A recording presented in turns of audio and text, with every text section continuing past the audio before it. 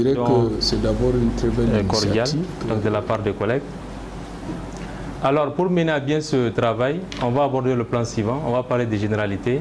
Donc, l'intérêt du sujet, pourquoi est-ce qu'il faut parler donc, des AVC. Ensuite, quelles sont les circonstances de découverte des AVC. Parler donc des mécanismes.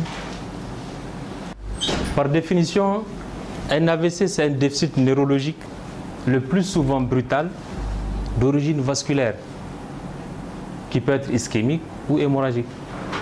Pourquoi dire le plus souvent brutal? Parce que souvent on peut avoir quelques tableaux cliniques où l'AVC ne va pas avoir un tableau forcément brutal. Quand souvent il y a un saignement en tache d'huile chez certains patients ou bien chez l'enfant, l'AVC de l'enfant peut ne pas se révéler donc c'est-à-dire dans un contexte brutal. Mais classiquement, l'AVC, c'est la survenue brutale d'un déficit neurologique focal. Comme incidence, on a 1 à 2 cas d'AVC pour 1000 habitants. Quand vous avez un village, une ville de 1000 habitants, donc chaque année, on a 1 ou 2 personnes donc, qui font leur AVC.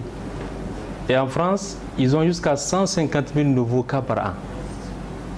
Donc ce qui fait un peu plus que les IDM, les infarctus du myocarde, qui tournent autour de 130 000 nouveaux cas par an. Donc je parle sous le contrôle des cardiologues en parlant d'IDM. Ici, dans nos services de neurologie, et même ailleurs, 70% de nos patients, ce sont des AVC. 2 tiers, 70% de nos patients hospitalisés, ce sont des AVC. Alors, pourquoi est-ce qu'il faut parler de ce sujet? Parce que c'est la première cause de morbidité. Un adulte en bonne santé, chef de famille, qui, d'une minute à une autre, se retrouve couché avec un handicap, une paralysie. La première cause qui entraîne cela, qui nous amène à cela, c'est l'AVC. Donc la première cause de handicap acquis chez l'adulte, c'est l'AVC qui entraîne ça. Et c'est la deuxième cause de démence. Nous avons un public, un auditoire un peu cosmopolite. Donc démence, c'est ce tableau classiquement qu'on voit donc chez surtout des personnes âgées qui se retrouvent donc dans un tableau de désorientation dans le temps et dans l'espace avec beaucoup de troubles de la mémoire. Et la première cause, c'est la maladie d'Alzheimer. Ensuite, après la maladie d'Alzheimer, nous avons ce qu'on appelle les AVC, ce qu'on appelle démence vasculaire. Et c'est la troisième cause de mortalité dans le monde. Après, bien sûr, les maladies cardiovasculaires et les cancers. Pour les cancers et les maladies cardiovasculaires, donc les AVC constituent la troisième cause de mortalité. Donc tout à l'heure, je vous disais qu'il y a survenu d'AVC chaque seconde dans le monde. On était encore 2S, il y a un peu moins de 10 ans, c'était 4 secondes, chaque 4 secondes, un AVC se passait dans le monde. Ça fait moins de 10 ans qu'on est revenu. Et les statistiques maintenant, nous sommes à 2 ou 3 AVC dans le monde. Et tout ça, c'est en rapport avec les facteurs de risque. Et qui sont le plus souvent gérés par les cardiologues. Est-ce que ce n'est pas parce qu'ils ne sont pas bien gérés par les cardiologues? On verra.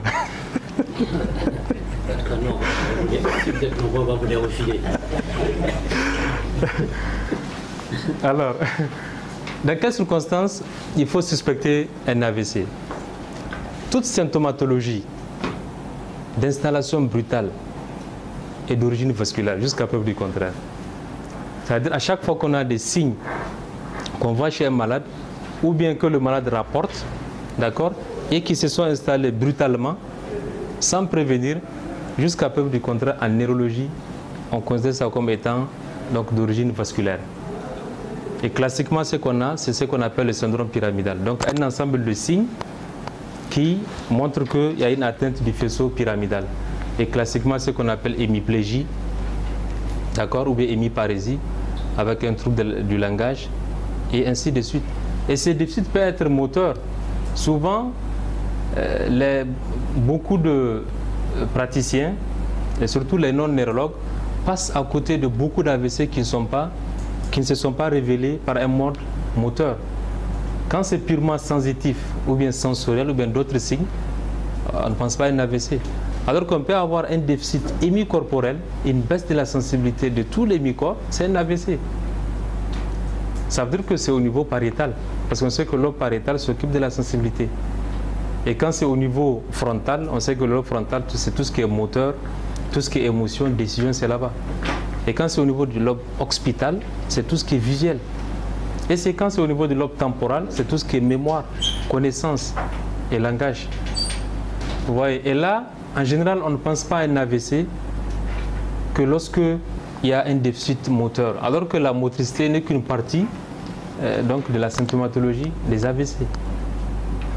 Ce qui fait que souvent, c'est des patients qui n'arrivent même pas au niveau des CHU ou bien des grandes cliniques comme ici, et depuis le CSI, donc on ne sait pas ce que sont des sympalus, et puis voilà, alors que c'est un AVC.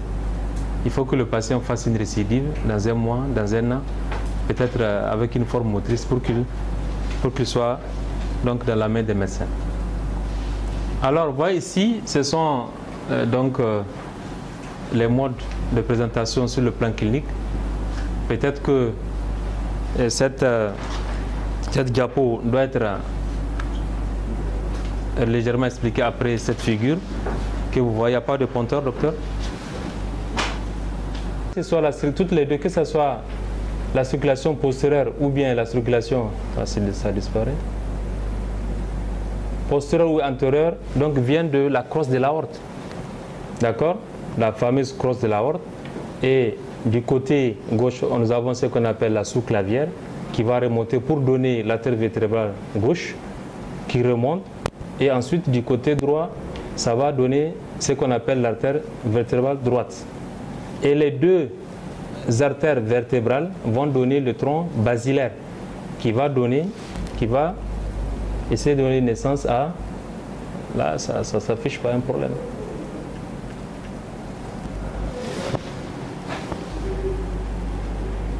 Voilà. Ce qu'il faut retenir, le tronc basilaire donne deux artères. D'accord? Elle vient de deux artères, les deux vertébrales. Et maintenant, du côté droit, nous allons aboutir à ce qu'on appelle artère cérébrale postérieure.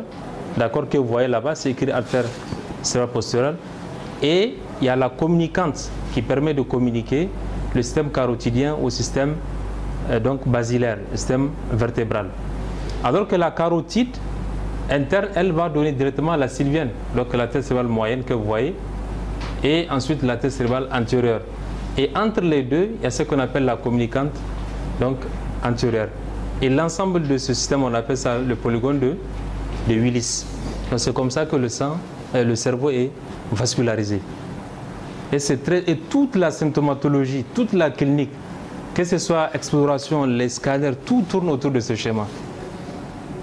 Si on ne comprend pas ce schéma, on ne peut jamais comprendre ce qu'on appelle les AVC. En termes de raisonnement, tout part à partir de là. C'est pourquoi un neurologue regarde un scanner, il dit c'est telle artère qui est atteinte. Et il s'attend à tel symptôme. Depuis avant même de voir le scanner, avec l'examen neurologique déjà, il prédit déjà quelle artère donc est atteinte. Sémiologiquement, quand il y a une atteinte de l'artère cérébrale antérieure, à quoi est-ce qu'on va assister? On va avoir un patient qui va avoir un déficit hémicorporel, donc une hémiparésie, mais à prédominance crurale. Ça veut dire que c'est un déficit, une hémiparésie, mais le patient est plus faible au niveau du membre inférieur. Quand vous avez comme ça, quelqu'un qui a une paralysie, mais qui arrive à bouger, donc la main gauche, mais le pied gauche ne bouge pas du tout.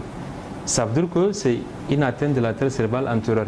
Et là, vous avez ce qu'on appelle homunculus de Penfield, le schéma là, qui montre donc la somatotopie, si vous vous rappelez. Alors que si on a un patient qui a une hémiparésie, d'accord, mais qui est plus marquée au niveau du membre supérieur, là il faut s'attendre à une atteinte de la sylvienne, l'artère cérébrale sylvienne, donc dans le territoire superficiel. Donc ce sont des patients, on vient les consulter, d'accord, et on voit que le patient est déficitaire, mais n'arrive même pas à bouger la main, alors que le pied bouge. Donc quelqu'un qui n'est pas averti va dire non, ce n'est pas une hémiparésie. Non, c'est une hémiparésie. Seulement c'est à prédominance brachio-faciale. Pourquoi? Parce que c'est la sylvienne c'est le territoire de la sylvienne superficielle donc, qui est atteinte. Alors que lorsque c'est la sylvienne profonde qui est atteinte, là on va avoir un déficit moteur hémicorporel, mais qui est proportionnel. Pourquoi? Parce qu'il y a ce qu'on appelle la capsule interne. D'accord? Tous les faisceaux, donc les faisceaux pyramidaux, vont passer par la capsule interne. Et quand la lésion est profonde, donc toutes les fibres sont atteintes, donc ce qui fait qu'il y a une proportion, donc là, le déficit est proportionnel. Donc le membre supérieur est atteint de la même façon que le membre inférieur. On peut avoir 0,0 ou bien 2,2 ou bien 3,3. Vous voyez? Alors que quand on a l'artère cérébrale postérieure, on sait que c'est la fosse postérieure et au niveau occipital, à quoi il faut s'attendre? À des troubles de la vision. Donc c'est des patients qui vont faire leur AVC uniquement à travers des troubles de la vision. Quelqu'un qui est en train de conduire, et il y a beaucoup d'ailleurs, hein, beaucoup d'accidents de la circulation qui se font, même les gros porteurs ou bien les bus, on dit qu'il a somnolé, non, souvent il a fait son AVC et dans le territoire postérieur. Vous voyez, un chauffeur tabagique obèse de, je sais pas, de 55 ans, de 65 ans, mais c'est quelqu'un qui est à risque. Tabagique, alcoolique, hypertendu, chauffeur qui prend un Niamey Cotonou, et c'est quelqu'un qui à tout moment peut faire son AVC. Et toutes ces choses, on doit en tenir compte dans le recrutement des chauffeurs. C'est juste un exemple. Vous voyez? Et dans d'autres pays, on tient compte bien sûr de tous ces éléments. Il y a des protocoles, tout ça. Il y a des exigences. Et on peut avoir une atteinte donc, au niveau de la fosse postérieure encore, en dehors du territoire de la tête postérieure, mais plutôt au niveau du cervelet. Et là, on va assister à un syndrome cérébelleux.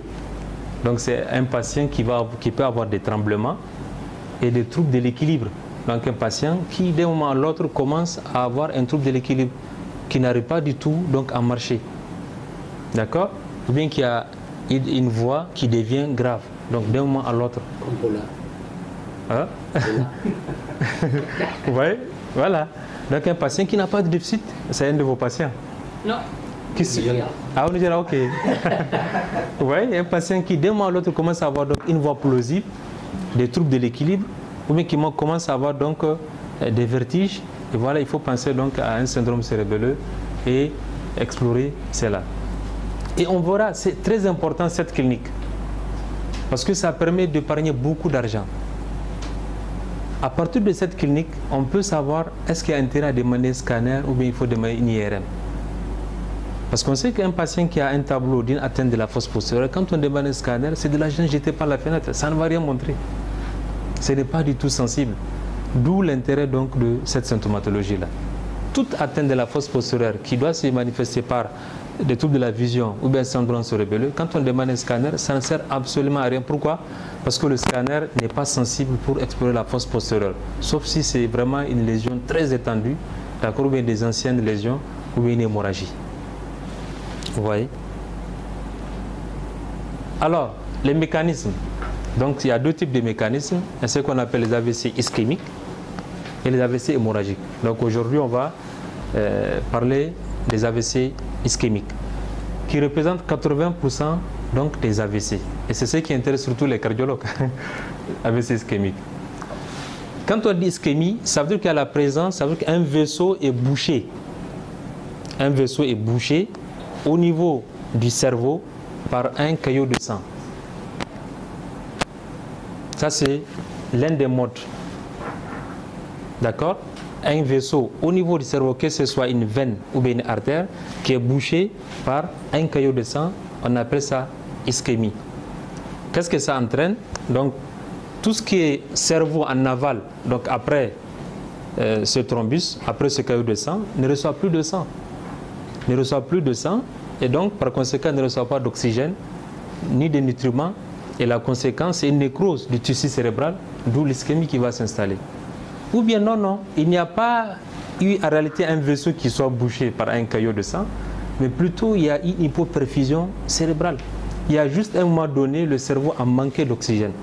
Par exemple, chez les enfants qui font leur souffrance fétale, pendant un accouchement dystoxique qui devient difficile, d'accord, l'enfant peut à un moment donné manquer d'oxygène et cela va laisser des impacts chez cet enfant qui va avoir un développement psychomoteur très perturbé, un retard.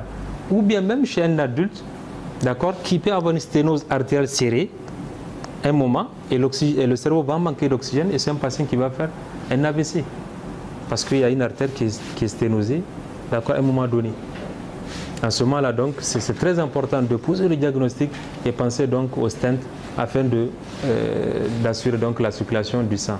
Ou tout simplement, c'est un patient qui a une hypovolémie, un collapsus cardiovasculaire, une hypovolémie. Donc c'est un patient qui a carrément donc du sang qui circule donc à une vitesse et qui ne permet pas au cerveau d'être oxygéné. Et c'est des patients en général qu'on perd parce que le cerveau ne supporte pas du tout de manquer d'oxygène, pas du tout. Avec son petit poids, consomme 20% de l'oxygène. Vous voyez? Donc ce sont les deux. Quand on dit ischémie, c'est ça. Soit qu'un vaisseau est bouché par un caillot de sang, ça c'est le premier mécanisme, ou bien il y a une hypoperfusion du cerveau. Ça aussi, il y a deux mécanismes. Soit que c'est généralisé, il y a une hypovolémie qui est là, ou tout simplement, quelque part, il y a une artère qui est sténosée, donc le sang ne passe pas. C'est très important donc à comprendre. Et nous avons ce qu'on appelle les hémorragies, qui est une éruption donc d'un vaisseau au niveau du cerveau. Donc le sang, le vaisseau fait couler du sang, ce qui fait que donc tout ce qui est en aval donc de ces vaisseaux qui fait couler du sang ne reçoit pas d'oxygène ni de nutriments, et d'où l'installation donc d'un tableau en général des troubles de la conscience. D'accord, ce sont des AVC qui sont pas fréquents par rapport aux cas ischémiques, mais qui sont plus mortels. Les AVC hémorragiques tuent plus. Mais c'est qu'on constate nos données africaines par rapport aux européennes. En Afrique, on a plus d'AVC hémorragiques. On a plus d'AVC hémorragiques donc en Afrique par rapport aux européens. Ça, c'est des données du monde, 80-20. Mais les données africaines, dans toutes les publications, quand on remarque la grande majorité, on a plus que 20% d'AVC hémorragiques dans nos données. Et on sait que l'un des premiers facteurs d'AVC hémorragique, c'est l'HTA. Donc d'où le rôle des femmes peut-être du cardiologue qui n'a pas su bien gérer son HTA. C'est le journaliste qui n'a pas su. Ouais. Voilà. Donc, pardon? Ah bon? Donc les classifications, les AVC sont classifiés ainsi. C'est vrai qu'il y a d'autres classifications, mais c'est la classification la plus ancienne et la plus utilisée. Donc, il essaie de classifier les AVC en 5 sous-types. Donc, AVC qui est dû à une athérosclérose, des grosses artères, d'accord? Donc, et les AVC cardio-emboliques, qui représentent 15 à 20% des AVC, je suis donc autour des cardiologues, et maladie des petites artères. On a ce qu'on appelle les AVC d'autres causes déterminées. D'accord? On peut avoir une vascularite, donc une pathologie sous-jacente qui peut directement ou indirectement expliquer la survenue d'AVC. Et nous avons le 5e groupe qu'on appelle AVC de causes indéterminées. Ce n'est pas parce qu'on n'a pas trouvé de cause, c'est un consensus. On les appelle ainsi lorsqu'on a 2 ou plusieurs causes identifiées. Et on ne sait pas laquelle des causes a provoqué, a entraîné l'AVC. Ou bien on a fait une investigation qui ne donne absolument rien. Et c'est environ 30% des AVC, même dans les pays développés où ils ont tous les moyens, 20 à 30% des AVC, on ne trouve pas de cause. On fait toutes les investigations possibles, on ne retrouve pas de cause. Ou bien quand on fait donc une investigation, une évaluation incomplète. Donc là, ça intéresse surtout les cardiologues. Vous voyez cette classification. Quand ils ont parlé de cardiopathie embolique, donc à haut risque et moyen ou modéré risque, donc là, ils ont donné les différentes causes cardiaques en fonction en fait du risque que vous allez donc lire à tête reposée. En parlant surtout de la fibrillation auriculaire, donc, qui est une cause extrêmement fréquente d'AVC ischémique cardio-embolique. Alors donc de façon classique, nous avons les AVC. Ainsi, en pratique, c'est ce qui se passe. On a une AVC ischémique, soit c'est artériel, c'est dans une artère. Une artère, c'est quoi? Ce sont les vaisseaux qui amènent le sang vers les organes, donc du cœur vers les organes. D'accord? Alors que les veines, une fois ce sang utilisé au niveau des organes, D'accord? Donc ces veines permettent le retour donc, de ce sang vers le cœur, à côté du cœur, pour être oxygéné, ensuite retourné et la circulation continue. C'est dont on se rappelle, donc petite et grande circulation. Voilà. Donc on peut avoir un AVC ischémique, d'accord, en rapport avec une artère. Et ça, c'est vraiment les cas les plus classiques qu'on a. Et lorsque c'est dans une veine, lorsqu'on a la présence d'un thrombus, d'un caillot de sang dans une veine, c'est ce qu'on appelle la thrombose veineuse cérébrale ou bien thrombophlébite cérébrale. Et il faut avoir la hantise. C'est un AVC ischémique aussi, comme l'artériel, mais la prise en charge n'est pas la même. Il faut avoir la hantise de poser ce diagnostic-là. D'accord? Les diapos sont filmés? C'est surtout les diapos. Voilà, il faut avoir la hantise, d'accord? On se fait plaisir vraiment de partager la science. Donc là, avec l'Internet et tout, on est une dizaine de personnes, mais avec l'Internet, ça permet de partager donc, le savoir à des milliers, voire des millions de personnes sur Internet. Donc c'est pourquoi on essaie d'immortaliser à chaque fois qu'on intervient, que ce soit ici ou à l'université, pour partager uniquement donc, la science. Donc lorsque c'est d'origine veineuse, ce qu'on appelle TVC, qu'avant au départ, il y a quelques années, quelques dizaines d'années, les gens parlaient de psychose puerpérale. C'est des femmes qui accouchent tout de suite, d'accord, qui commencent à crier, donc à vouloir quitter tout ça, avec des troubles du comportement, et on dit c'est affolant. Alors que cette dame elle est en train de faire une thrombose veineuse cérébrale. Je me souviens un de nos maîtres lors de la formation qui insistait beaucoup sur ça. Il dit qu'il ne faut jamais passer à côté d'une TVC. Il faut avoir la hantise de poser le diagnostic. Pourquoi? Parce que le traitement ne se fait que par ça, par les anticoagulants, et de deux, le pronostic est bon. C'est le type d'AVC où on arrive à diagnostiquer, avec une bonne anticoagulation, la rééducation, le patient récupère. C'est spectaculaire. C'est vrai qu'on peut avoir des patients qui ont une bonne neuroplasticité, qui ont un cerveau qui s'adapte rapidement, qui font un AVC ischémique d'origine artérielle, qui récupère rapidement. On a ce genre de cas souvent. Mais les formes d'AVC où on reçoit le patient dans un tableau d'hémiplégie, et en cours d'hospitalisation, on fait l'anticoagulation, la rééducation, et le patient sort en nous disant voilà, merci, Nagode. C'est vraiment de les TVC.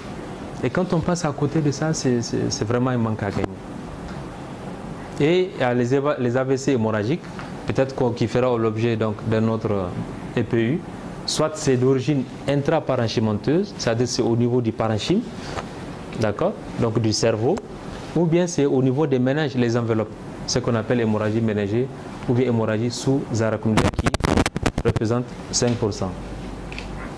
Alors les facteurs de risque, c'est extrêmement important pour les médecins, pour les infirmiers, pour tout le monde, pour la population générale, pour tout le monde, parce que ça permet soi-même de connaître les facteurs de risque et de faire la prévention pour soi, dans sa famille, dans son entourage et pour les malades déjà que nous suivons. Et l'âge est un facteur de risque. À partir de 55 ans, donc l'incidence, le nombre de nouveaux cas d'AVC augmente beaucoup. À partir de 55 ans. C'est vrai que 55 ans, c'est un âge jeune, d'accord, en médecine. Parce qu'en médecine, pour parler de personnes âgées, il y a 3 classifications principales. Soit la définition, plutôt 3 définitions. La définition de l'OMS qui définit la personne âgée à partir de 65 ans. À partir de 65 ans, selon l'OMS, donc on rentre dans la cour des personnes âgées. En gériatrie, donc la discipline de la médecine qui s'occupe des personnes âgées, les maladies des personnes âgées, c'est à partir de 75 ans. Et ces chiffres, ce n'est pas comme ça, parce qu'ailleurs, il faut en avoir pour être accepté. Par exemple, pour être dans une maison de retraite, en institution, dans certains pays développés, il faut avoir cet âge. Vous n'avez pas 75, vous n'avez pas accès à ça. Alors que quand vous avez 75 ans, c'est votre droit donc, de demander à être dans une maison, dans une institution, donc des personnes âgées à garder. Donc 75 ans. Et en neurovasculaire, c'est à partir de 80 ans. Donc ce sont les 3 définitions de personnes âgées.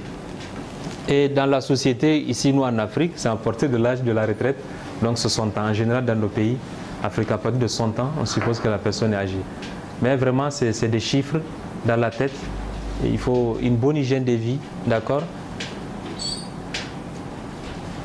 Après l'âge, il y a le sexe, d'accord? Il y a le genre. Donc le sexe masculin est plus exposé à faire un AVC par rapport donc, aux femmes. Et vous voyez, j'ai mis l'HTA en rouge parce que vraiment c'est le principal facteur de risque d'AVC. Que ce soit AVC ischémique, que ce soit AVC hémorragique. Environ 50%, selon les données, souvent plus que 50%, d'accord, des AVC sont entraînés par l'HTA comme facteur étiologique, que ce soit hémorragique ou ischémique. C'est pourquoi je me souviens lors d'un congrès neurovasculaire à Dakar, il y a un de nos maîtres, après avoir parlé presque quelques jours d'AVC, il y avait vraiment, c'était une rencontre internationale. Et lui, quand il a pris la parole, j'ai beaucoup aimé, c'était vers la fin, il disait que lui, il pense que l'une des solutions les plus efficaces contre les AVC, c'est qu'il faut distribuer des tensiomètres partout dans les villages. Il faut que dans les postes de santé, c'est que nous on appelle ici CSI, partout qu'on ait des tensiomètres pour diagnostiquer précocement les hypertendus, les patients hypertendus. Effectivement, ce qu'on appelle la prévention primaire, ça permet vraiment de prévenir, c'est plus efficace, c'est moins très efficace. Nous avons ce qu'on appelle les cardiopathies, donc, qui sont aussi des facteurs de risque, que ce soit la fibrillation auriculaire, que ce soit l'insuffisance cardiaque, et ainsi de suite, on verra ça devant. Le tabac aussi, qui constitue un facteur de risque, et le diabète. D'accord? Le diabète aussi, qui est un facteur de risque, et les dyslipidémies, ce qu'on appelle donc, le cholestérol, donc, qui constitue aussi donc, un facteur de risque important. L'alcool, c'est un facteur de risque. Vous allez peut-être lire quelque part où on parle de facteurs protecteurs. Il y a des lobbies derrière tout ça. En réalité, c'est un facteur de risque donc des AVC. Et la contraception orale, donc les pilules que donc les femmes prennent, mais aussi la migraine. S'il y a quelque chose à retenir, donc ici, c'est vraiment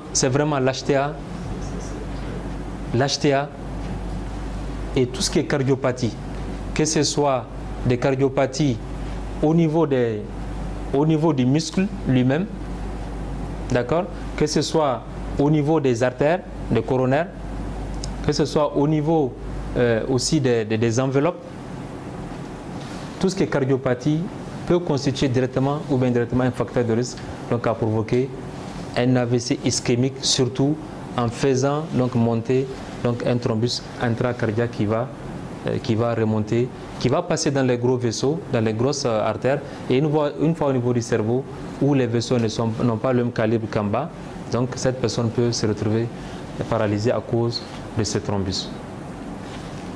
Et la femme qui est migraineuse, une femme migraineuse tabagique qui prend des contraceptions, presque à coup sûr fera un AVC un jour, sauf si Dieu ne l'a pas prédestiné. C'est comme ça. En science, les trois là, c'est un trio vraiment mafieux. Une femme migraineuse connue depuis le bas âge, qui prend du tabac et qui prend des pilules, va faire son AVC à tout âge. Donc c'est très important aussi à notifier. Donc on va rentrer dans le vif du sujet. Alors quel bilan faut-il demander? D'accord? Pour quel type de patient? À quelle phase et pourquoi? Il faut qu'on sache quels sont les bilans à demander et pourquoi est-ce qu'il faut demander tel bilan. Donc, par rapport au bilan, c'est d'abord le diagnostic positif qu'il faut poser. Ensuite, chercher à avoir un diagnostic étiologique. Et puis après, il y a d'autres bilans, ce qu'on appelle bilan de retentissement ou bien un bilan d'extension. Il faut savoir, est-ce qu'on est devant un sujet jeune, un sujet âgé, c'est dans quel contexte, est-ce qu'il y a une polypathologie, une personne âgée, ainsi de suite. Et on est à quelle phase donc de l'AVC. Vous allez voir des patients qui ont fait leur AVC un mois après, que vous allez recevoir, et qui vont vouloir vous demander avoir une évacuation pour partir en Europe ou bien au Maghreb. Ça ne sert absolument à rien. Comment ça comprend? Oui, ça ne sert absolument à rien. Ça ne sert absolument à rien. Donc c'est très important, il faut qu'on arrive à les sensibiliser pour leur montrer que c'est vraiment de l'argent jeté par la fenêtre, le billet d'avion, l'hôtel et tout ça, pour un AVC que vous avez déjà eu. Tout ce qu'ils vont faire, c'est ce qu'on fait ici. sur le plan neuro, sur le plan cardio-exploration. C'est un message vraiment à propager. Alors, concernant le diagnostic positif, l'idéal, c'est l'IRM. Vous allez faire 1 an dans un service de neurologie dans un pays développé, d'accord? Peut-être que vous n'allez pas demander un scanner encéphalique, un scanner cérébral encéphalique. Le scanner cérébral, on le dit entre parenthèses, j'ouvre une parenthèse, c'est un abus de langage. Soit on dit scanner encéphalique ou bien on dit scanner crânien. Parce que quand on dit cérébral, on limite le scanner au cerveau. Alors que dans le cerveau, dans le crâne, il y a le cerveau, il y a le cervelet, il y a le tronc cérébral. Donc, même dans les livres, on le retrouve, on dit scanner cérébral, c'est un abus de langage. Dire scanner crânien ou bien encéphalique. Parce que dans l'encéphale, on a le cerveau, on a le tronc cérébral, on a le cervelet. Donc, l'IRM encéphalique, c'est ça qu'il faut. Dès que vous recevez un patient qui fait un AVC, il faut demander une IRM encéphalique. Mais c'est compliqué dans notre pays, où les gens n'ont pas les moyens, où nous avons à peine 2 ou 3 IRM. D'accord? Et l'accessibilité est très difficile. Là, je suis en train de parler de façon générale. Mais dans certaines situations chez nous, quand on reçoit un patient qui fait un AVC, pour ne pas compliquer les choses, chez qui on suspecte un AVC, qui a des troubles de la vision, ou bien qui a un syndrome cérébelleux, ou bien qui fait des vertiges, ou bien qui est dans ce tableau qui a déjà un antécédent d'AVC, il ne faut pas demander un scanner. Si vous suspectez un AVC, demandez directement une IRM. Demandez directement. Ou bien le patient vient dire, ah, on ne dit pas AVC ischémique frontal. Non, ça n'a pas de sens. Non. Les AVC ischémiques, quand un radiologue interprète, ou un neuroradiologue, on interprète ça de façon chez qui il faut s'attendre à une hémiparésie avec une prédominance au niveau brachiofacial. Vous voyez? C'est ça vraiment, la neurologie est très intéressante. C'est très passionnant. Quand on a un patient de la clinique, il y a quelque chose dont on s'attend à l'imagerie. Dès qu'on voit le patient cliniquement, on s'attend directement à quelque chose, à des images. Topographiquement, on sait que c'est tel territoire qui doit être atteint. Et si on n'a pas encore vu le patient, c'est Siradine qui a envoyé les images. Quand on voit les images, directement aussi, on imagine la clinique. Le patient doit être dans quel état? C'est comme ça. Vous voyez ces images, vous voyez juste l'image, il faut s'attendre à telle clinique. Et c'est très important. C'est pourquoi souvent, on peut ne pas avoir une corrélation. C'est pas très fréquent, on peut ne pas avoir une corrélation, mais c'est rare. D'accord? Mais quand la corrélation, quand il y a vraiment une discordance entre la clinique et les imageries, il faut toujours vérifier le nom sur le cliché. Ça nous est déjà arrivé, qu'on vous donne le cliché d'un autre patient. Quand vraiment vous doutez de l'état clinique en fonction de l'imagerie, vérifiez, vous allez voir que souvent ce n'est même pas le même patient. Il y a des erreurs comme ça qui arrivent. Quand on est obligé d'interpréter 50 clichés, donc une matinée, vous voyez. Donc c'est l'être humain, on peut être fatigué et puis confondre les clichés. Et là, voilà. Donc l'autre côté des astuces, hein, ça c'est des images d'IRM. Donc sur les IRM, là on parle d'hypersignal. Ce n'est pas une question d'hypodensité, hyperdensité. Là on est dans un champ magnétique. Alors que dans les scanners, c'est les rayons X. Ce qui fait que donc, quand on voit ça, au cas où on pense que c'est un scanner, on va penser que c'est une hémorragie. Alors qu'on est en IRM, on est dans un champ magnétique. Donc c'est une ischémie, c'est un hypersignal. Et de façon classique, en fermant les yeux pour faire la différence, pour ceux qui ne sont pas spécialistes, le scanner est toujours, on voit toujours l'os. Vous voyez? On voit toujours, donc c'est toujours entouré donc, de l'os qu'on voit donc en blanc. Là, on est devant un scanner. Et là, on parle d'hypo et d'hyperdensité. Alors que là, on a l'IRM, vous voyez, donc là, c'est un hypersignal et qui montre que c'est un AVC ischémique qu'on a.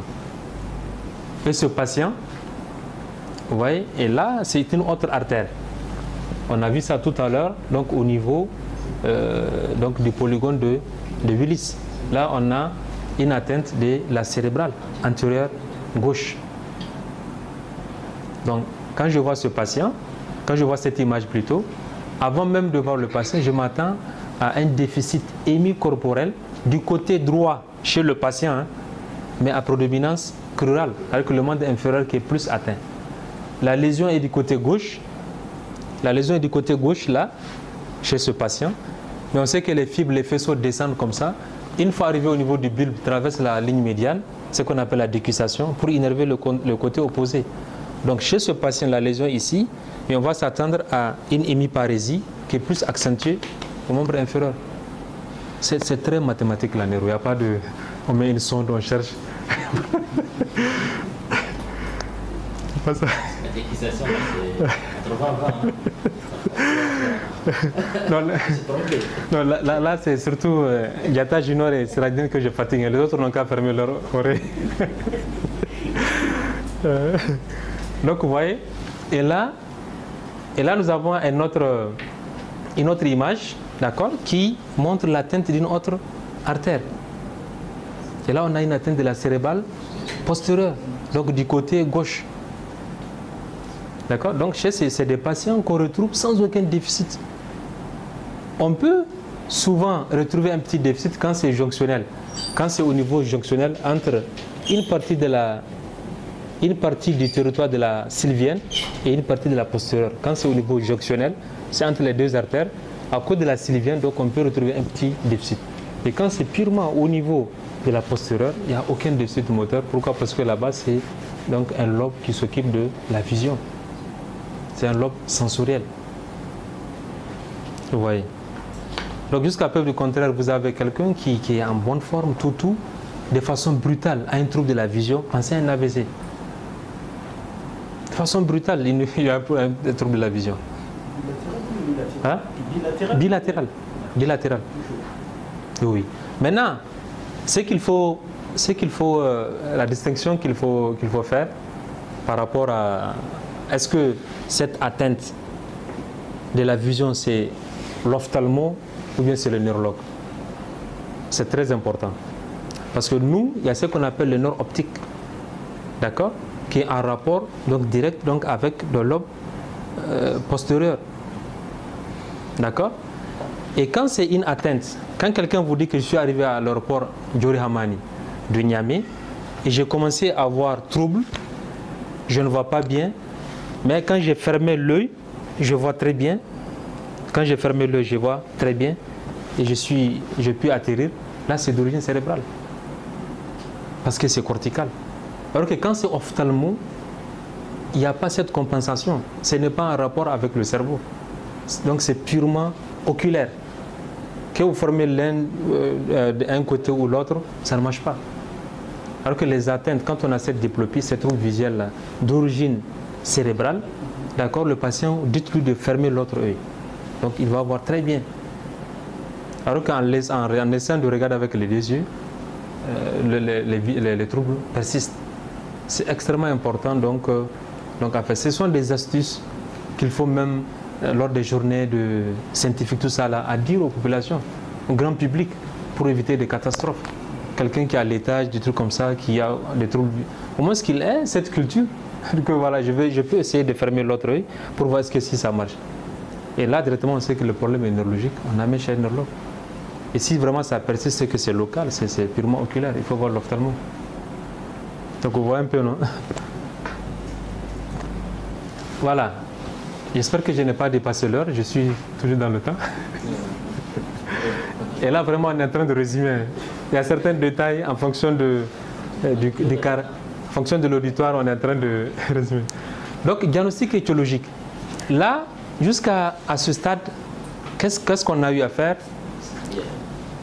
Quand on parlait des diagnostics positifs, on a fait l'IRM et le scanner. Le patient qu'on reçoit, c'est un embouteillage. C'est comme on voit un embouteillage devant un rond-point cimetière. Donc il y a des voitures partout. Il y a un embouteillage qui est là. Et c'est ça la paralysie. D'accord? C'est ça la paralysie qui est là. L'embouteillage. Maintenant, on a cherché à savoir qu'est-ce qui a entraîné cet embouteillage. C'est pourquoi on a demandé le scanner et l'IRM. Et on a vu qu'effectivement, il y a un accident qui s'est passé au rond-point Gandafawa. C'est ce qui a provoqué l'embouteillage. Donc le fait de savoir à travers le scanner ou l'IRM que c'est un AVC ischémico-hémorragique, ça nous a permis tout simplement de savoir qu'il y a eu un accident au rond-point Yantala. C'est ce qui a provoqué la paralysie et l'embouteillage. Mais ça ne suffit pas. Pour que demain aussi, le samedi qu'il n'y ait pas embouteillage, mais il faut qu'on fasse une prévention. Qu'est-ce qui a entraîné l'accident? Est-ce que le chauffeur était au téléphone? Est-ce qu'il était en excès de vitesse? Qu'est-ce qui s'est passé? Quelqu'un a brûlé le feu? C'est ce qu'on appelle le diagnostic étiologique. Pourquoi l'accident a eu lieu? Qu'est-ce qui a entraîné cet AVC qui est survenu? Vous voyez, donc j'essaie de faire une simulation pour que sur le plan pédagogique, qu'on puisse comprendre un peu la démarche. Est-ce que c'est clair? Surtout pour les paramédicaux. Donc là, on est devant le diagnostic étiologique. On cherche à savoir qu'est-ce qui a provoqué l'AVC. Donc le CG, donc, le fameux stylo des cardiologues, qui est vraiment extrêmement important, le CG, comme examen à faire chez un patient qui a fait un AVC. Quand on a un patient qui a fait, il faut penser à faire un ECG. Et ça permet donc de chercher certains troubles. Donc, sous le contrôle des cardiologues, la première des choses, il faut chercher un trouble du rythme. Est-ce qu'il n'y a pas de trouble du rythme donc, chez ce patient? Quand c'est un ECG standard, d'accord, ça ne permet pas de diagnostiquer les troubles du rythme paroxystique.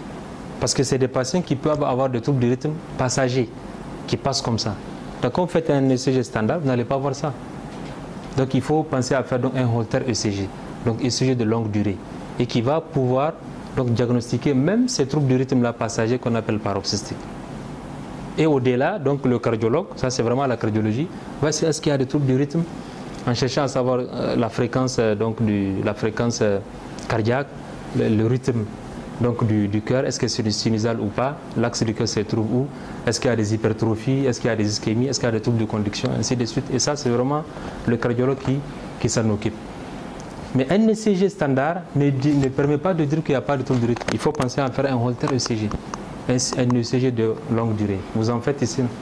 On en fait ici, non? Voilà. Et l'ETT, d'accord? L'ETT. Mais avant de passer à l'ETT, pourquoi? Quelqu'un qui a des troubles du rythme, comment est-ce qu'il arrive à faire un AVC? Un AVC au niveau du cerveau. Parce que le cœur est censé battre comme ça. C'est ça, les cardiologues. Hein? Le cœur est censé battre comme ça. Vous voyez? Maintenant, chez un patient qui a des troubles du rythme, le cœur commence à battre à sa manière, de façon désordonnée.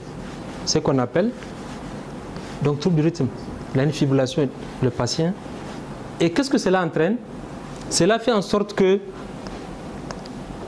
cela favorise la formation de caillots de sang. Il y a une stase sanguine. Donc il y a du sang qui stagne donc dans le cœur, dans le muscle. Et ce caillot-là, quand il y a une stase sanguine, donc du sang qui stagne dans le cœur, d'accord, dans les cavités, qu'est-ce que ça peut entraîner? La formation de caillots. Et lors d'une systole donnée, ce caillot-là va passer au niveau de l'aorte, les gros vaisseaux, mais arrivé au niveau du cerveau, il va boucher les petits vaisseaux et provoquer un AVC. Est-ce que c'est clair? Donc, vous voyez, donc c'est très important. C'est comme ça donc, que les troubles du rythme peuvent facilement entraîner donc, des AVC. Il y a ce qu'on appelle ETT, donc l'échographie transthoracique. Là, c'est vraiment de la cardiologie. Il fallait même peut-être s'asseoir, donner la parole au cardiologue. Et là, ça fait partie des bilans de première intention chez quelqu'un qui fait un AVC. Donc à la recherche vraiment d'une cardiopathie sous-jacente qui soit là et qui peut expliquer la survenue d'AVC chez ce patient. On peut passer à côté de certaines cardiopathies en faisant le TT, d'accord? D'où l'intérêt de faire les TO. Moi, à mon arrivée ici, quand j'étais de retour en 2020, je demandais les TO chez mes patients. C'était... Oui, en hospitalisation, je demandais comme ça. C'est après quelqu'un me dit non, on ne fait pas les TO ici. J'ai dit à l'hôpital, il faut aller faire ça en privé. On m'a dit non, on ne fait pas au Niger. J'ai dit quoi? C'est cher. Hein? C'est après que j'ai essayé d'appeler, demander tout ça. On me dit qu'il n'y a pas de sonde. Mais c'est inexplicable, docteur. Je pense que c'est l'occasion. Ça fait 17 millions. Oui, c'est l'occasion de plaider vraiment devant l'administrateur général pour vraiment commander une sonde et TO. Parce que là, on va passer à côté de beaucoup d'anomalies en fait, du septum qu'on n'arrive pas à diagnostiquer avec les TT, avec l'échographie classique. même si on fait l'épreuve de bulle. Et passer à côté donc de ces FOP, des foramen ovales perméables, chez des patients chez qui on peut vraiment intervenir. Voilà, en tout cas, ça m'étonne. Alors que je vois des véhicules qui sortent 6 mois après, et on les voit à Niamey. Des véhicules de 60 millions, 90 millions. 6 mois après, on les voit à Niamey. Hein? Pardon? Après, on va discuter. C'est peu les problèmes. Voilà. Ouais. Une somme de 17 millions, on n'arrive pas à trouver ça. Donc, vraiment, c'est très, très, très important. Ouais, et ensuite, il y a ce qu'on appelle l'échographie des troncs supra-aortiques. Donc, les vaisseaux qui sont donc, les vaisseaux du cou. Pour simplifier ça, c'est de la plomberie. Les AVC, c'est de la plomberie. D'accord? Quand on a un AVC, classiquement, la cause, quand on a un AVC, la cause, ça ne sort pas de 3 catégories. Ça ne sort pas de 3. Ok. Quand on a un AVC, ça ne sort pas de 3 grandes catégories d'atteinte. Soit c'est le cœur qui est malade, soit ce sont les vaisseaux, ou bien c'est le sang. Il n'y a pas une 3e catégorie en fait de sources d'AVC. Ce sont les 3 sources d'AVC. Je ne dis pas cause d'AVC, source d'AVC. Soit c'est le cœur, c'est de la plomberie, c'est le robinet, d'accord, qui envoie le sang. Ou bien non, ce n'est pas le cœur, ce sont les vaisseaux, donc c'est le tuyau. Ou bien non, ce n'est pas le tuyau, c'est l'eau elle-même, c'est le sang. Il n'y a pas une 4e source d'AVC. Pour comprendre de façon schématique la démarche étiologique. Et pourquoi on a demandé l'ECG, pourquoi on a demandé le Holter ECG, pourquoi on demande l'ETT et l'ETO, c'est parce qu'on pense que c'est le robinet qui est malade, qui est le cœur, qui envoie le sang. Vous comprenez un peu, non? Et là, il faut aussi explorer donc, le tuyau, donc les vaisseaux. D'où l'intérêt de demander donc l'échographie des troncs supra-aortiques. Donc pour voir, donc est-ce que ce n'est pas à ce niveau qu'il y a donc une obstruction, une sténose donc à ce niveau. Les vaisseaux du cou peuvent être obstrués, d'accord? On peut avoir une sténose et c'est très important parce que je vois beaucoup de comptes rendus, d'accord? Je ne sais pas, c'est parce que vous avez beaucoup de, je parle de façon générale, vous avez beaucoup de patients, mais il faut que vraiment s'il y a une sténose, il faut qu'on arrive à chiffrer ça. C'est très important. Souvent on dit seulement que il y a une sténose sans signification.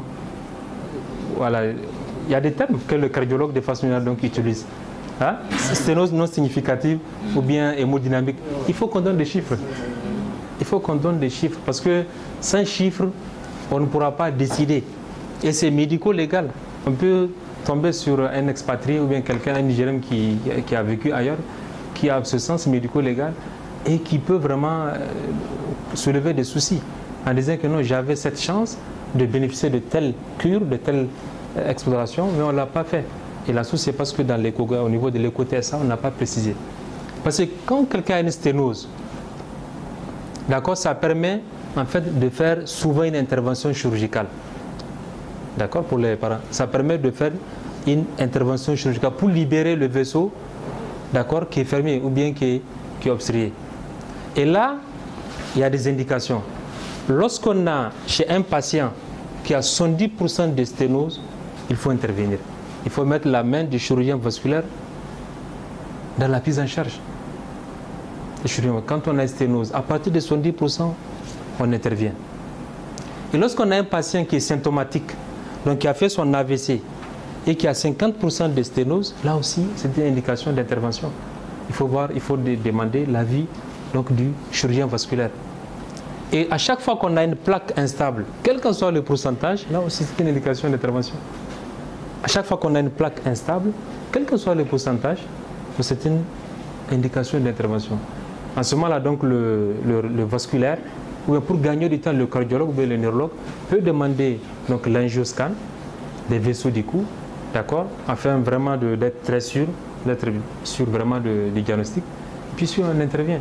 Mais quand on en parle ici, dans nos contextes, parce que les patients n'ont pas les moyens, parce que c'est très compliqué, l'équipement, les blocs et tout, c'est comme si on parle sur une autre planète. Alors qu'ailleurs, ça se fait très facilement. Il y a des patients qu'on a, on pose le diagnostic. Le lendemain, 2 jours, 3 jours, on va le passer avec son pansement. Et pourquoi il faut faire ça? Parce que ce patient, on l'a aidé à ne pas refaire des AVC. À ne pas refaire des AVC. Parce que quand il y a ces échanges, ça permet de formaliser les choses. Ça permet de savoir devant tel... Voilà, qu'est-ce qu'il faut faire. Ça doit être vraiment automatisé, quoi. Mais là, chacun est dans son coin, chacun fait sa médecine. Et c'est très, très, très compliqué. Vraiment. Ouais, c'est pourquoi certains sont rentrés comme nous, ils ont fait quelques mois, ils ont jeté l'éponge. Parce que, vous voyez, c'est leur choix. Moi, au début, j'ai critiqué ça. Je disais non, le Niger, le pays t'a financé, t'a éduqué depuis le primaire. Maintenant, tu retournes ailleurs, ou même quand tu n'es pas là, tout va bien fonctionner. Alors que ici, tu peux apporter. Mais en ayant fait quelques années, j'ai arrêté de critiquer. J'ai arrêté de le juger. Parce que je sais que tous ceux qui restent là, ils sont en train de se battre pour s'adapter au contexte. Donc là, on pense que c'est les vaisseaux du cou. Donc on fait l'échographie des troncs supraortiques et on a vu les indications. L'écho-doppler transcrânien. Quelqu'un peut se poser la question, pourquoi est-ce qu'on parle de l'écho-doppler transcrânien dans le diagnostic des AVC? L'écho-doppler transcrânien. Il y a des internes dans la salle. Cher, Anta, écho-doppler transcrânien. Hein? Non, je ne demande pas au cardiologue. Non, non, hein? Écho-doppler transcrânien. Surtout vraiment quand on a un enfant qui fait un AVC. On a un enfant qui fait un AVC, il faut avoir la hantise, on verra, de demander certains examens. L'une des premières causes, la première cause en tout cas ici dans notre contexte, et notamment au Sénégal, les données que nous avons, c'est la drépanocytose. La drépanocytose, donc qui entraîne l'AVC chez les enfants. On peut avoir les artériopathies, on peut avoir les infections comme facteur étiologique. Mais la première cause d'AVC, et depuis qu'on est là, même ici nous au Niger, on a une série qui est là, en tout cas personnellement j'ai une série, les enfants qui font leur AVC, d'accord, jusqu'à preuve du contraire, je n'ai pas eu une autre cause en dehors de la drépanocytose. Et chez ces enfants, il faut avoir la hantise de demander une échographie, un doppler transcrânien, c'est très important. Dès qu'on fait le diagnostic, on sait que c'est un enfant drépanocytaire, d'accord, SS ou AS, parce que la littérature dit c'est seulement les SS qui font ça, non, j'ai des enfants AS qui le font aussi. Donc dès qu'on a ces enfants, il faut prévenir le risque vasculaire. Il faut évaluer le risque vasculaire. Quel est le risque chez cet enfant d'avoir un AVC? Et ça permet vraiment de prévenir l'AVC. Sinon, en général, ces enfants vont faire des complications neurologiques, soit une épilepsie, ou bien ils vont faire leur AVC. Des enfants tout petits, tout âge, qui font leur AVC. Et l'angioscanner aussi, des troncs supra-aortiques, d'accord, pour bien explorer donc tout ce qui est vaisseau au niveau du cerveau, que ce soit des anomalies, des malformations, d'accord, que ce soit des sténoses, et associé donc au polygone de Willis. Et l'artérographie cérébrale aussi, c'est la même chose, d'accord. L'artérographie cérébrale aussi permet de façon vraiment détaillée d'explorer les vaisseaux donc du cerveau, intra-extracrânien, pour voir est-ce qu'il y a des anomalies, est-ce qu'il y a des malformations vasculaires, est-ce que vraiment il y a une sténose, ainsi de suite. Et ça permet d'agir. Souvent, quelqu'un fait ses AVC, c'est quelqu'un qui a fait 4-5 AVC, tout simplement parce qu'il y a une sténose. D'accord? Il y a un vaisseau comme ça qui s'est rétréci. Et les chirurgiens vasculaires savent mettre des petits trucs qu'on appelle stent pour réouvrir ce vaisseau et qui va continuer à faire passer le sang. Donc c'est des diagnostics importants. Mais je me souviens un de mes patients chez qui j'ai demandé, quand il a été se renseigner par rapport au prix, on lui a parlé de 540 000, je pense, à la référence. 500 et quelques mille pour l'artérographie cérébrale. Donc ça veut dire que n'importe quel cadre nigérien qui aura besoin de l'artérographie, il lui faut une économie de plusieurs mois pour pouvoir faire ça.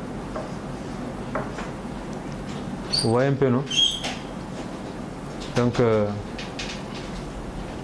heureusement pour lui, c'est une autorité du pays. Donc, en tout cas, il a fait ça très facilement. Ah, c'est une parenthèse.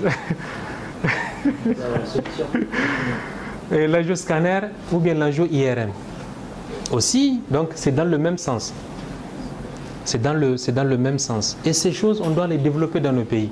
Parce qu'il y a beaucoup d'évacuations, des milliards qui sont financés pour évacuer les gens, donc à faire ces examens, alors qu'on peut bien les faire dans notre pays. Il suffit juste de la volonté. Il suffit juste de rehausser donc, le plateau technique. D'accord? En fait, tout ce qui est imagerie là, que ce soit les scanners ou bien pour les autres, ou bien l'IRM, quand on dit IRM 3 Tesla, c'est comme par exemple iPhone. Quand on dit IRM 0.3, c'est comme Nokia. Donc les images ne peuvent pas être la même chose. Ce qui fait que le patient va faire son IRM ici avec une IRM de 0.3 Tesla. On dit il n'y a rien. Il se retrouve dans un autre pays où le plateau technique est rehaussé. Il fait son IRM, on tombe sur quelque chose, sur une tumeur. Et il revient, il va penser que les médecins on le considère. Alors que ce n'est pas la même chose. Alors que c'est juste une question d'instrument. Même pas Nokia et iPhone, même vos téléphones, je crois, Android et les autres, il y a une différence. C'est exactement la même chose.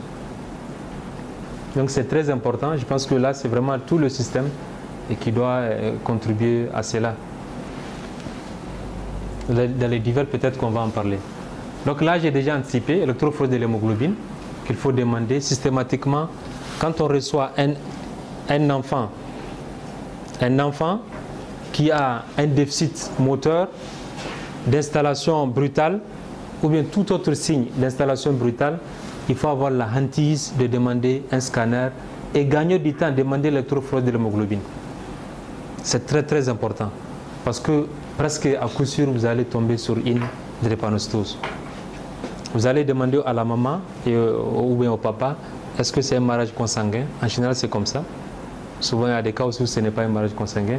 Et paf, on fait notre électrophorèse, on tombe sur une drépanocytose. Ça nous permet de faire la prise en charge, donc non seulement avec les neurologues, souvent la main du cardiologue, et surtout aussi le centre de lutte contre la drépanocytose. D'accord? Donc pour le suivi de ce patient, on lance le bilan afin de prévenir d'autres complications neurologiques chez cet enfant. Et il y a ce qu'on appelle les dédimères. Les dédimères, il faut en faire vraiment un stylo. Il faut faire de ça votre craie, quoi. Quand on a un patient, parce que la thrombose veineuse cérébrale peut simuler tous les tableaux neurologiques d'origine centrale. Je me souviens encore de la parole d'un de nos maîtres qui dit, lorsqu'on était encore sur le banc, il dit quand tu fais tes hypothèses et que tu n'as rien à dire, il faut dire une TVC. Personne ne peut te contredire. Il dit personne ne peut te... Parce que ça peut prendre tous les tableaux. Tous les tableaux. C'est pourquoi il faut avoir la hantise de demander les dédimères.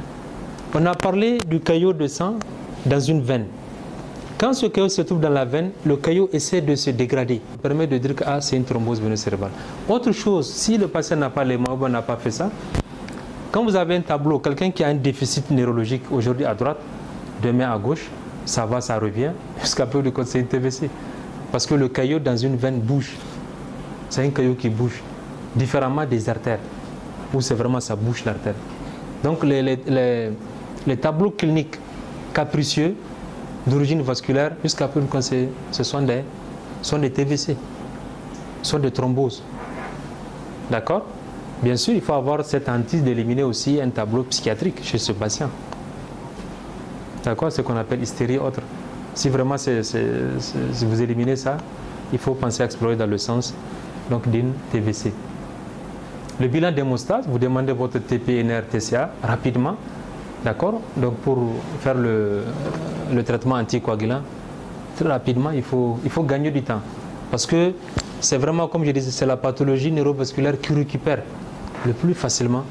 Le patient permet de récupérer. C'est des patients qu'on reçoit. Hein.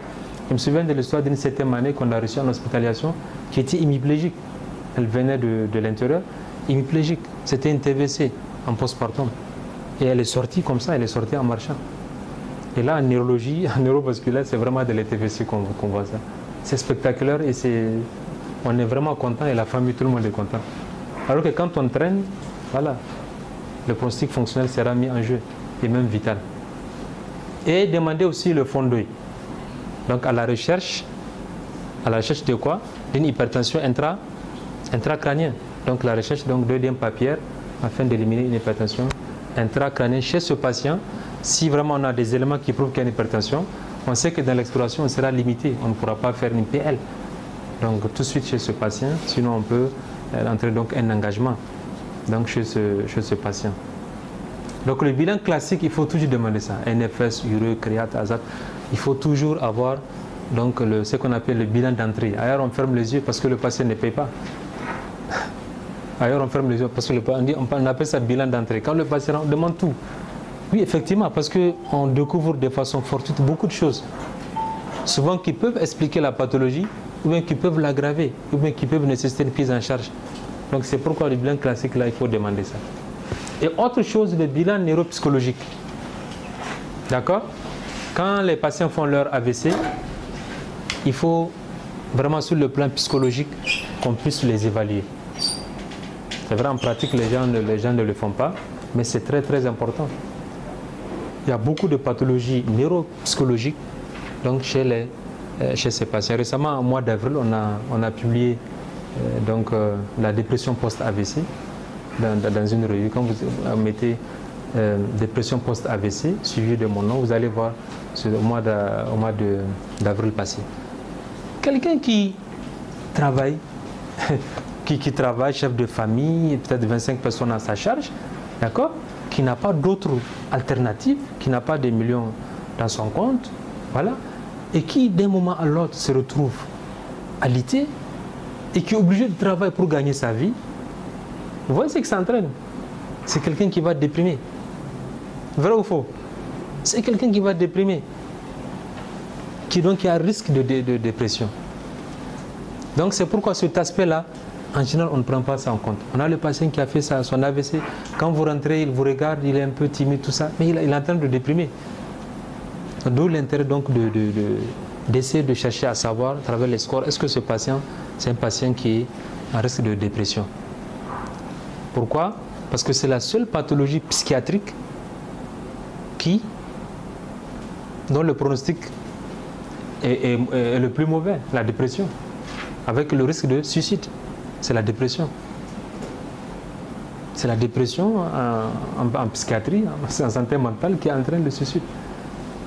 Dès qu'une personne déprime, l'autre étape, c'est le suicide. Donc il faut rapidement faire ce diagnostic en mettant donc en contribution les psychologues. Normalement, chaque patient qui fait, même ici, je pense que le médecin-chef Sadine, tu dois recruter un psychologue, d'accord, qui passe de temps en temps voir certains patients, d'accord, pour voir ce côté-là. Et le test du Sénégal aussi, donc, qui permet donc d'évaluer sur le plan neuropsychologique, c'est des choses qui sont sur Internet, donc ce sont des scores, des fiches comme ça, on lit et puis on coche. Et c'est de ce qu'on dit, quand c'est tel nombre, ça signifie ça. Donc à tête reposée, mais en pratique, les gens ne le font pas. C'est seulement vraiment en milieu spécialisé que les gens le... C'est un test vraiment qui est validé aussi, donc au niveau international, et qui est mieux adapté à nos réalités donc socio-culturelles. Principe de prise en charge. Donc cette diapo, c'est plus tard que je l'ai ajoutée, parce que la prise en charge, c'est carrément une autre présentation, c'est carrément un autre enseignement. D'accord? Mais ce qu'il faut savoir, est-ce que j'ai ce patient à la phase aiguë ou bien je l'ai à distance de son déficit, de son AVC? Si c'est à la phase aiguë, c'est un patient qui vient dans les 4h30, c'est un patient qui est candidat à la thrombolyse. D'accord? Malheureusement, ici, on n'a pas une chaîne, une filière préhospitalière, hospitalière qui permet, jusqu'à preuve du contraire, de rendre ce traitement disponible. Non seulement il y a ce problème de filière, le SAMU est là, il y a le 15, mais je pense que les Niamiens qui connaissent le SAMU ou bien le 15, on peut le compter au bout des doigts. Alors que normalement, on doit pouvoir, dès qu'on a un signe inhabituel, donc le visage, une déviation du visage, le langage donc, qui est trouble, un déficit, des malaises qui surviennent de façon brutale, il faut appeler le 15 tout de suite. Et le 15 est censé vous ramener, et c'est normalement médicalisé, et vous amène dans un hôpital ou bien une structure privée homologuée. D'accord? Et là, le neurologue, d'accord, avec toute l'équipe, essaie de faire ce qu'on appelle la thrombolyse. C'est une substance, et ce n'est même pas le neurologue qui injecte ça. C'est le neurologue qui fait tout le protocole, mais c'est comme vous faites vos injections de ceftriaxone et autres. Il fait tout le protocole, il évalue, et ça permet donc de dissoudre donc le caillot de sang qui est en train de boucher l'artère, d'accord, l'artère qui fait en sorte qu'en aval il n'y a pas d'irrigation. Et c'est vraiment efficace. Et c'est vraiment efficace. La thrombolyse, ailleurs tu ne peux pas faire en fait le caillot, d'accord, qui a entraîné l'AVC. Et on peut le combiner. On peut faire soit la thrombolyse seule ou bien la thrombolyse associée à la thrombectomie. Et c'est vraiment, ce sont des traitements des AVC de la phase aiguë qui permettent de sauver des vies. Ça permet surtout non seulement d'éviter aux patients d'avoir un handicap, d'accord, sur le plan fonctionnel, ne pas donc avoir une paralysie qui persiste, mais aussi donc sur le plan vital, en évitant donc une forte mortalité. Mais si au cas où vous recevez ce patient plusieurs, comme ça se passe chez nous, c'est quelqu'un qui fait son AVC que vous revoyez dans 2 semaines, souvent 1 mois après, et là ce que vous allez faire, vous allez demander, bien sûr pour faire la thrombolyse, il faut faire tout ce qu'on vient de dire, hein. Il faut demander l'IRM, donc séquence de diffusion et toutes les séquences, il faut les demander donc pour voir est-ce que le patient est candidat ou pas, en tenant compte bien sûr des contre-indications et tout. D'accord? Au cas où le patient n'est pas candidat donc à l'IRM, le scanner aussi avec un mismatch permet aussi de faire la thrombolyse. Dans le cas échéant, quand on le voit, soit il a un scanner ou bien il n'a pas un scanner. S'il n'a pas un scanner, on demande nos scanners. On sait que c'est tel AVC ischémique et là on lance le bilan étiologique et surtout on fait de la prévention secondaire. Si on ne retrouve pas de cause cardio-embolique, donc on met notre anti-agrégant plaquettaire, d'accord, notre aspirine entre 100 et 300 mg, entre 115 et 300 mg. Donc l'aspirine que vous connaissez, de 115 jusqu'à 300 mg, ça permet de fluidifier le sang. Donc que vous ayez 115, 125, 250, donc ça permet de fluidifier le sang et ça permet de prévenir la récidive d'AVC chez ce patient. Parce que quelqu'un qui fait un AVC, c'est quelqu'un qui a un risque de récidive dans les 5 ans qui arrivent. On fait un AVC en 2025, en 2023, dans les 5 ans, on a un risque élevé d'en faire encore. Et quand c'est d'origine cardio-embolique, dans 1 mois, au cas où la cause n'est pas détectée, c'est un patient qui va refaire un AVC et qui peut mourir. Donc c'est ça, la prévention secondaire. Mais ce qui est vraiment mieux, c'est que, comme tout à l'heure je parlais de ça, c'est de faire la prévention primaire à travers la bonne prise en charge des facteurs de risque. Et donc, au premier rang desquels, donc l'hypertension artérielle. Donc en conclusion,